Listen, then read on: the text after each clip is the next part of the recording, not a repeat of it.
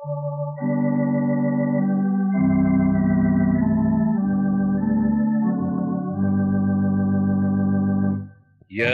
al wat leef, juich voor die Heer, den God met blijdschap gee om eer. Kom nader voor sy aangezicht en prijs hom met een lofgedicht.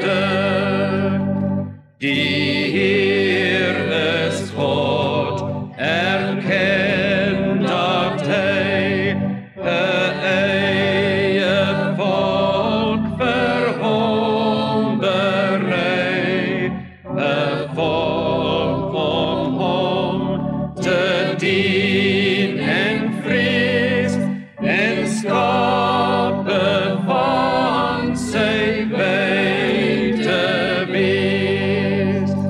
Want goedertieren is die Heer, sy goedheid eindig nimmer meer, sy